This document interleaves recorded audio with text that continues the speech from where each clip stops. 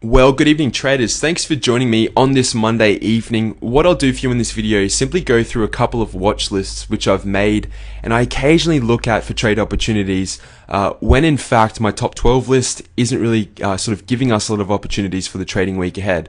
If you're interested and sort of wanting to sort of get a gauge on what the market's doing, how it's behaving, where it's meant to be moving, have a look 2 videos before this one. I did a presentation earlier, probably half an hour ago. It is updated as at Monday afternoon, the 17th of March 2014, which really explains the way the market's moving and which direction we expect it to move leading into the future. That of course bears and takes into consideration these individual trade setups, of course, when we're addressing the larger market. So what we like to do is understand the bigger picture and then drill down on our analysis into these individual shares, which of course agree with the overall market movement. So what I'll do for you anyway is just make our way down this alphabetical list of shares.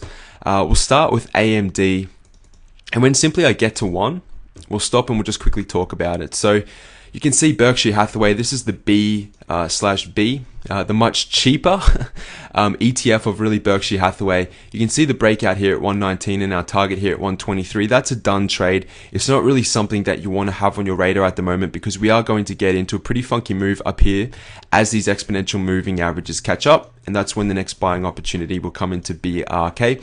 You can see here, what do we have? CHK. Now these green triggers, by the way, are my own personal triggers on shares which I place, which give me alerts to obviously enter into positions. Now with CHK, you can see that there is a downside trigger which has been alerted around 24.67. We did close the day at 24.69. So really any movement below this level here tomorrow is a really good shorting opportunity down to these support levels down here at $23.90 a share. We are moving sideways in CHK. Let's have a look at our oscillating indicators. And as you can see, the stochastics, the RSI, and the MACD are all moving lower. So that's a really good trade setup. The volume as well is picking up, and it's going to be a very short-term trade. So if you're a day trader, keep CHK on your watch list for tomorrow. It does have some nice downside potential. CNX, not really doing a whole lot at the moment. It did have a nice bullish day today, but really until we break above 41.54, it's not something that I'm too interested in. At that stage, we'll be making new all-time highs and we'll probably break out and start trending. As you can see, we've been moving right around this support level really since October 2013. So once you establish these really good resistance levels, when you break above them, usually you get very, very powerful moves higher, much like CSIQ as well. You can see the bidirectional trade setup. We've got one at 31.42, another at 45.39, and the potential for a little intraday move above 37.37. So pretty much no man's land at the moment, but excited upon what it's going to do. DE was a trade that didn't work out last week. That's fine. What we have instead is potentially a little bit of a rollover. So what I'll do, I'll bring up the moving averages and have a look. I'll simply duplicate that individual trade setup, and I'll say to myself, well, DE looks like it's being rejected at this resistance level. If we break below 86.22, our next target is down here at $84.20. We've got the 100 and 200 to think about. That shouldn't be a problem at all, especially during a sideways market move. And what I can also do on DE is simply bring up this bullish trigger to above the highs around 89.82. However, the risk-reward ratio on that trade isn't very good, so I'm going to move it up to above these resistance levels, about $92.03. So that's the DE trade which I'm looking at. First Solar, again, had the potential for a bearish move below 52.14. Did it happen? No, it didn't. That's fine. What we did today anyway on Monday was get a nice bullish gap to the upside. So FSLR is really just moving sideways until we break 59.60. There's not a whole lot to really talk about. Garmin, again, consolidating. What I'll do, I'll bring up the exponentials. And as you can see, now we're just floating with the 10 and 20. Right, so until we break about 55.71, that's really going to be the next trend continuation higher. So you can see these shares anyway are taking quite some time to set up, and that's fine because you're remaining disciplined and patient. Similar with LLY, you can see we're just simply sitting on the 10. We're just waiting for a breakout above those swing highs to get into these trades as swing traders. What I can do also is bring down the bearish trade setup below this open window. So about 55.16. Of course, that isn't very interesting at the moment, because it looks to be in a bullish trend. Here's LinkedIn, another really nice trade which we have had set up. We had a bearish entry below 196.90, and as you can see, even in the face of such a bullish market today, you can see LinkedIn starting to sell off. You can see the volume picking up also, which is really good to see. And our next target on LinkedIn is down here about $184 a share. So there is quite a way of downside potential. We have another $5 in our options until we get down to support. So that's going to be a really good trade on LinkedIn. If you're not in it, don't worry about it. Just leave it. We'll come back to it. ORCL, Oracle Corporation.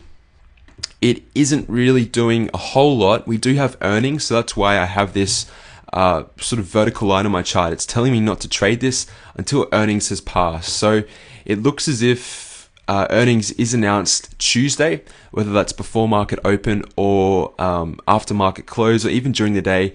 That's all a little bit of a mystery to me at the moment. What I'll be looking for is for Wednesday's trading session, and I'll just be looking at these key points on the chart. I'll be looking at price below 37.34, and I'll be looking at price above $40.12 and above $40.77.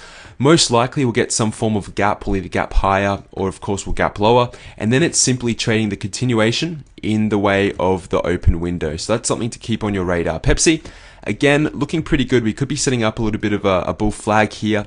83.53 is where the entry should take place, moving up to about 85.42. So that's really the upside trajectory. And once we get there, we'll be at these all-time highs. Solar City Corporation, again, just sitting in no man's land. No real swing trade at the moment. 90.18 and 64.98. It could entirely happen. It does like to move a lot. All right, the price does like to move a lot. This doesn't look like a big range, but this is almost $90 here. And down the bottom here, we're sitting at 73. So you can see that's, what's that? $17 price movement. Oh, sorry, a $13 price movement from here to here, which is huge when you trade options. So you're just waiting for that really good trade opportunity. SEE, Sealed Air Corporation, again, moving into support here, getting that bounce. This target here is too small to be trading bullishly, because the risk reward again is a little unjustified for you to take the trade. So happy to sit here above 34 and below 31. That is the trade setup on Sealed Air. Soda, not really a whole lot to talk about. We do have a little bit of a Bollinger Band squeeze, but even these Bollinger Band squeezes in the past are very, very erratical. And most of the time they don't really work out. So I'm not going to consult the Bollinger Band squeeze. It's something that I just rather not trade for the time being. Target sitting right on that 50, that 20, and that 10 exponential moving average. We are still setting up lower highs, which is quite interesting, and we are also setting up lower lows. So technically we are in a downtrend. Let's have a look at the long-term simple moving averages.